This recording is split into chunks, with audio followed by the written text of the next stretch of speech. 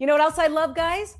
The fact that we have a roster to talk about for the Canadian men's national team. We know they have their friendly coming up October 13th against Japan. Interim head coach Mauro Biello has dropped the roster. So let's take a look at it because we do have some new names in here, and I'm sure you guys are going to touch on that.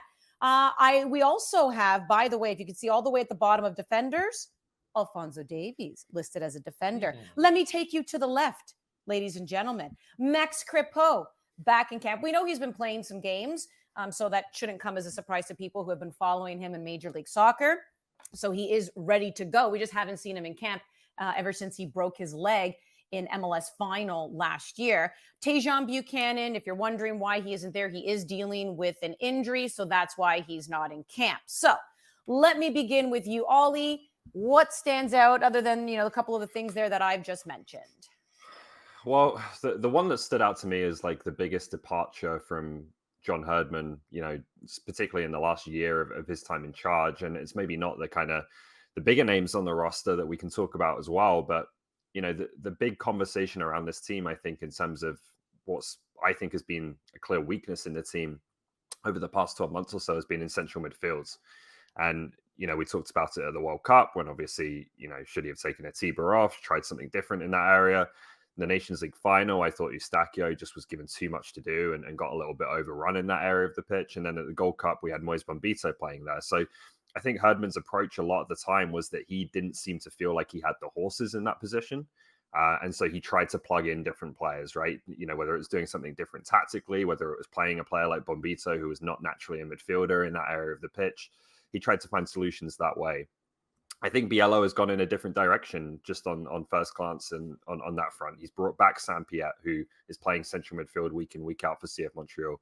He's brought in Matthew Chouanière. A lot of people wanted to see him in the summer, again, playing week in, week out in central midfields for Montreal. He's brought in Harry Payton, who's playing in central midfield every week, 90 minutes for Motherwell. So these aren't players that are necessarily, the tier one players, as Herdman categorized them, in terms of their profile and the level they're playing at for their club. But they are playing that position and they are a different type of profile of midfielder, I think, than Herdman was kind of leaning on. And so that to me is interesting. Maybe we'll see a little bit of a different look in central midfields. That stood out for me as the biggest kind of difference between what Biello has done and what Herdman was doing, particularly in that last year of his time in charge. Jordo, what did you notice? Yeah, I like a few things about this. Obviously, Canada, when they play, this is an exciting time. We get to dissect the squad and what's going on. But I think a big shout for me is I think Matthew Chouanière was robbed not being in camp before, just because of how well he's played this season. So it's nice to see him there. I think that he could fit a role. I think he could play next to Eustachio. Obviously, you have Akone is probably first one to get in there as an 8. But it's just nice to have options with what Ali alluded to. And I think Chouanière could be one of them. And then also when I'm looking at the goalkeeper situation, I know Milan, he stood well for the country. And he has such a pedigree. But it's also when you're looking at these two keepers, and Dane St. Clair, who's 26, and Maxime Crepeau, who's back now after the horrific leg break and he's healthy. At 29, you're looking at maybe the keepers for the next 2 cycles if we're looking at World Cup in 2026 or maybe beyond that. So I'm curious to see who is better in camp, who gets some burn, who's actually number 2 or number 1, what that situation looks like. But it's just nice to have all these names there back. This looks like a strong Canadian side. You can mix and match. You can play any type of system, 3-5-2, 3-4-3, whatever you want to do, because there's the bodies there. But those two midfield and goalkeeper situation was probably the most exciting for me to see. Will. I think that Biello's done a nice job balancing experience with some new faces in the camp as well. Remember, playing Japan is going to be a difficult task. It's a difficult game to play. We'll get into that, of course, in the build-up to this one that you'll see on One Soccer. But keeping players like Piette, Hoylett, Borjan in the team to help transition from the post-Herdman era into this new group, because remember, this is all preparation for the November window, which is essentially your qualification for Copa America. So it's not just a game against Japan. It's about having familiar faces and some sense of stability and not really moving completely on from what you had, but still keeping a little bit an eye for the future. Luc Dufourgerol is the big name in this team for me. 17-year-old dual national, turns 18 next week, plays for Fulham. Center back position, I think that everyone that's watched this program has kind of been waiting for maybe that next player, that next face that can come in and be a really impactful player, potentially in that position in 2026 and beyond. The fact that he had a really good preseason playing the likes of Chelsea, getting a lot of minutes for Fulham. Seems like he's knocking on the door. He's going to get a look in this camp. You mentioned Chouanier. This is a big departure from Herdman because he didn't want to see, quote unquote, these MLS players, a lot of them that he thought he had a read on. He had Chouanier in a previous camp. He just never went back in that direction. Instead, went with different players. He's come in. Harry Payton, who was called up for the 2021 Gold Cup, caught COVID, but has been in really good form. He played Rangers and Celtic back-to-back and had a starring performance for both, playing for Motherwell as well. So those are the three kind of, I guess, more significant names that come into this camp. It's also who's not here. Scott Kennedy's been playing a lot of football in the Austrian top division for Wolfsberger.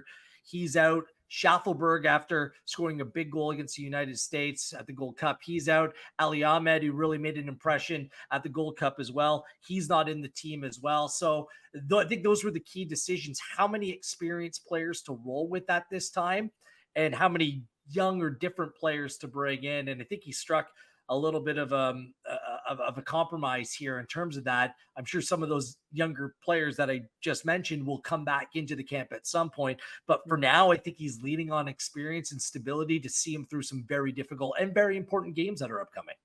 Yeah, and I'm sure on the station we'll be airing some of the Mauro Biello quotes. He spoke to the media. We were all on that call.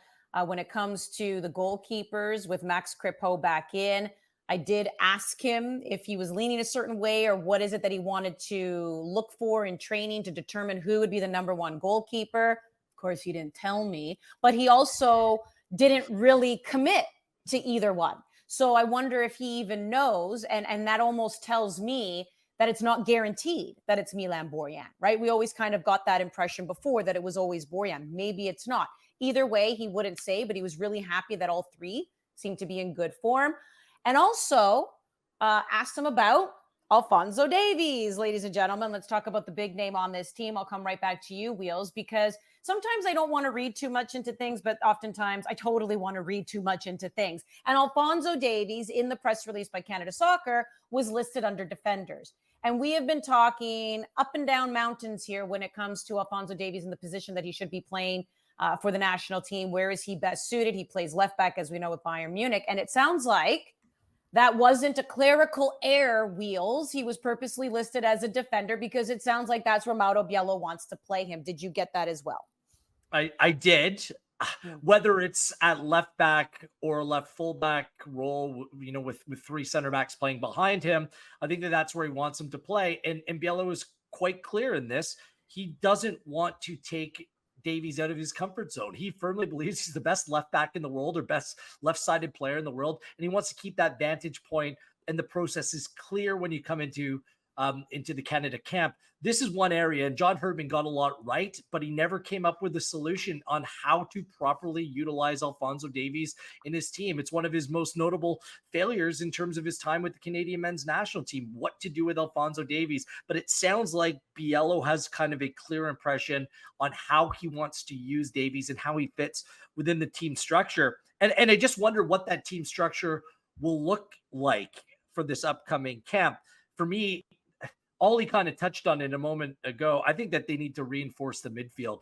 They've been too easy to play against in certain times, especially from a defensive perspective. And perhaps you need that extra midfielder if you're going to play three at the back. So perhaps some version of a 3-5-2 is the way that things go, rather than playing the three attacking players up top. Herdman loved to have his team like completely juiced out there, pressing, working so incredibly hard at a very, very high tempo. The analytics show it. Like, they were at the World Cup, even one of the highest and most aggressively pressing teams at that tournament. Can you do that? Is that sustainable when so many teams play in a little bit more of a low block and try to see out and try to control the game a little bit more. I think that's an area that there's room for improvement in this team. And perhaps that's how you see things play out, with the ability to utilize Davies more as a traditional wide player by bolstering the midfield a little bit more. I'm really looking forward to seeing if that's what he does, but quite clearly he's going to play on the left side and not in the front three. Yeah, Ollie, did you get that impression as well?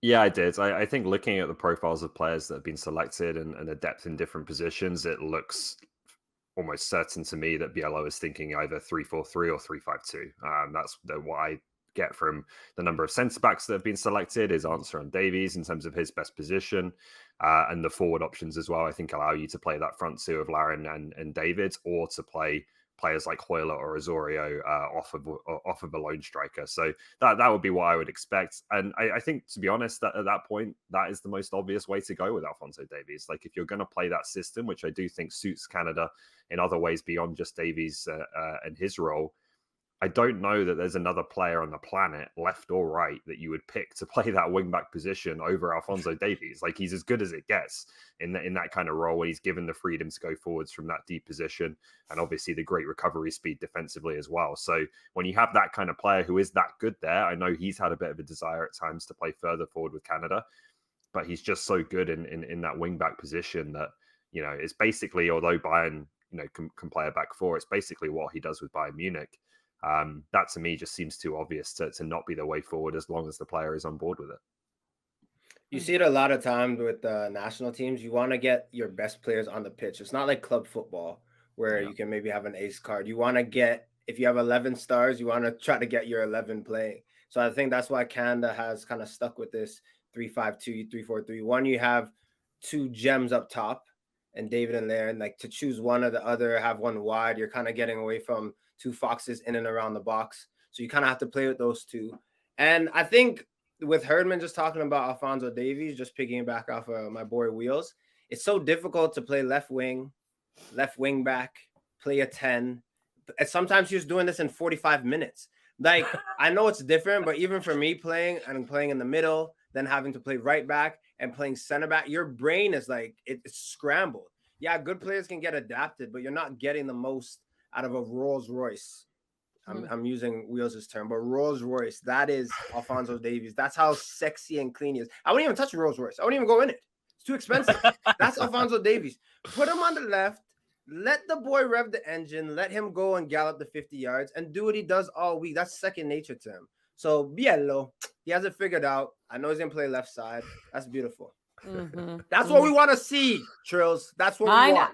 I know. I put the Rolls Royce out there. We're just a bunch of 10-speed bikes over here. Wheels, one more thought from you? I'm more like a tricycle, to be honest with you. Let's put it that way. Just being on the media call, and I know we all were. Isn't it just like a completely different vibe? Like we grew so accustomed to John Herdman being in charge for so long and help bringing the program to another level. But the Biello is just much more even keel. It seems much more straightforward. His staff is going to be announced later on today, and probably by the time that this airs. But the staff couldn't be any more different than what John Herdman and his group was all about.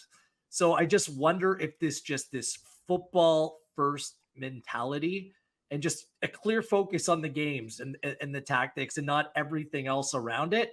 I just wonder if that is the calming influence that this group might need right now. There's been a lot of turbulence. Sometimes you just need stable. And it seems like Biello is the right man for it right now in this time. And he's going to get a real look here. He's a really good guy. And I think he has a staff that he's bringing in of people that these players are familiar with, that are very well respected as well. So let's see how it plays out. It's just, I don't know if you guys have any thoughts on this. It just seems like a completely different tone and tenor heading into this camp than what we've experienced as of late. Yeah, I mean, it's definitely different. It's a different voice. I mean, my goodness, John Herdman, right? You go back to starting with the women in 2012. Like, this is a voice we've heard for over a decade. What I also kind of liked was, Mauro fully was asked about if he has a new captain. Atiba Hutchinson has retired. And I kind of like the fact that he went, yeah, but I'd like to talk to my players first. The players, as we know, they play on the weekend and then they'll arrive in Japan and he'll have time with them. So he's being completely honest. He's like, yeah, I have a guy, but I'd also just like to talk to the team first and kind of let them know first before, we let you guys know. So I'm actually really interested. I can't wait to find out who they're going to name as the captain of this team, because we know that he has a guy. He just wants to talk to the players. That was nice to hear. He's just being honest, right? So I don't know. Yeah. Who's it going to be? Who do you think it's going to be?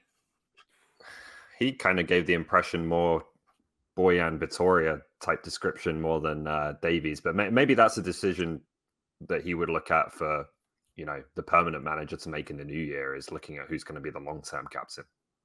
He did kind of hint, right? Like with the amount of games played, experience, right? Experience, right? So right away, I don't know, my mind went to Osorio, but this is just us guessing. Who knows?